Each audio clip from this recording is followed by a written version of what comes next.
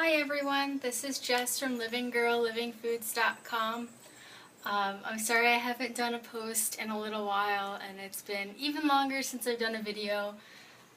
Tomorrow is my busiest day for juices, food deliveries, catering, you name it. Everything seems to be going on tomorrow. I'm also taking 2 online courses, one about food sustainability and another one all about nutrition and disease prevention, I believe is the word they used.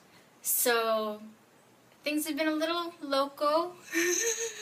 In 2 days I start my Vinyasa teacher training also.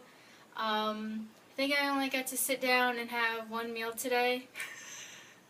So I'm sorry, I probably look a little extra crazy. I always look crazy. That doesn't matter though. So I figured I'd do a little Q&A since I don't have a lot of time today to do anything really long, and I think the Q&As are pretty beneficial, and I'm always checking my email and my comments, so if you ever have anything that you'd like to discuss or an article that you'd like to share with me, and for whatever reason maybe you're interested in hearing my 2 cents on it, I always appreciate your emails.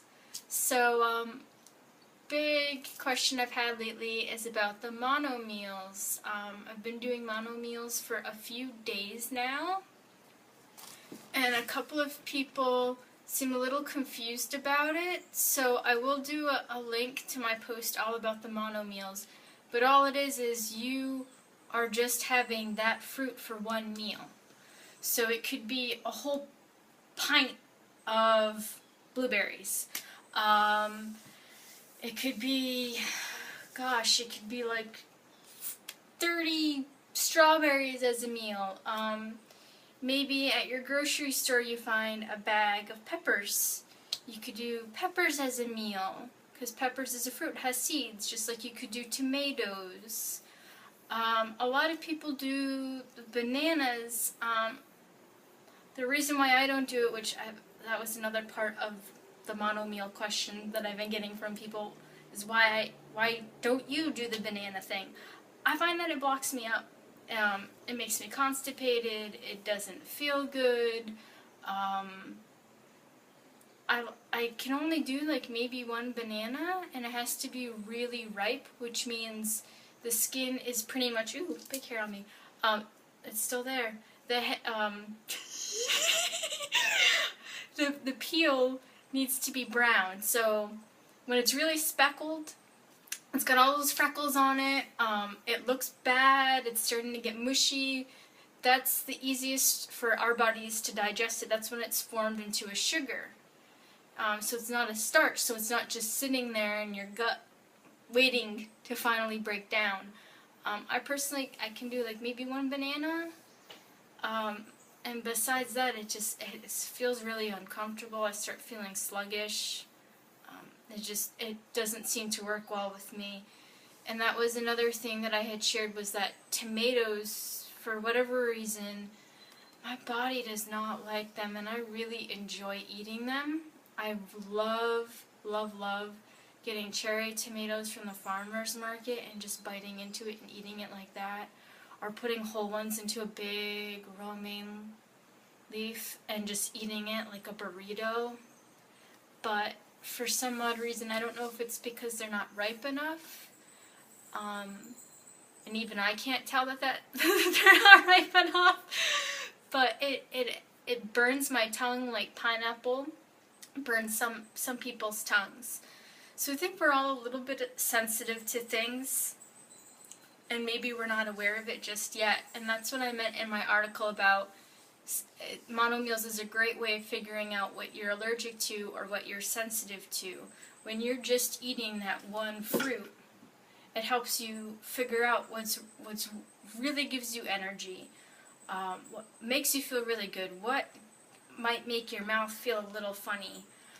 And then when you go back to not doing mono meals and you start eating meals again, you can actually really feel how some food combinations don't sit right. It can cause bloating. It might make you feel constipated. It might have the reverse effect. You might have diarrhea. Maybe you feel gassy. So mono meals are just a great way of reconnecting with ourselves and hopefully re-energizing also, because it's such a simple meal that our body has more time to just bam, use that energy and go off and do something. So I hope that goes over mono meals a little bit more. Another question I had from someone was, you're always mentioning sensitivities. What's all that about? Okay, so I know it makes you sound kind of foofy saying that I have a sensitivity to something. But what I mean by when I have a sensitivity to something is it clearly doesn't sit right with me. It doesn't feel good in my stomach. I have some sort of odd reaction. But when I go to the doctor, it doesn't show up on an allergy test. But I personally know better than to eat that item, because it ends up not being worth it. Even though I love my cherry tomatoes, I love the texture, it's not worth it. It's not worth it for me. So I hope that answers that a little bit. I know that's still kind of vague, but I think you'll notice it more once you follow more people who are eliminating things from their diet and are trying to eat cleaner. A lot of people start noticing that they have these slight sensitivities to things, and it doesn't mean that it should be avoided by all people. It's just something maybe in my body that I'm not able to digest it as well as someone else. And this kind of, both of these questions kind of flow in nicely into what's better, juicing or blending. This has been a really hot topic lately, all over YouTube, on raw blogs. I think I've even seen it in some major newspapers. I really think it's great to rotate and do both. Juices are ideal if you need healing to do. And this goes back to like the mono meal thing, where it's so easily digestible. And it's so easily digestible because the fibers have been removed. Also, depending on what juicer you have, it might be a more gentle process on your vegetables and fruits, herbs, whatever you're putting in there, compared to a blender where it's getting blended up. You have the fibers in there. It's very filling, but and maybe it causes you to feel too full. It might be so much fiber at once that it takes the body a little while to break that down. And you might be able to feel it in yourself also. And some other raw foodies say that it's forget juicing, forget blending up stuff, forget all of that, just do raw food. So that's the thing, no one's really going to agree on one certain thing, and I think I've kind of discussed this on a couple of different topics, especially with anything with veganism. Like, some vegans do honey, some vegans don't.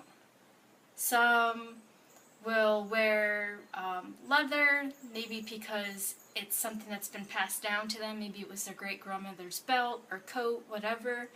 Others will not. It's really what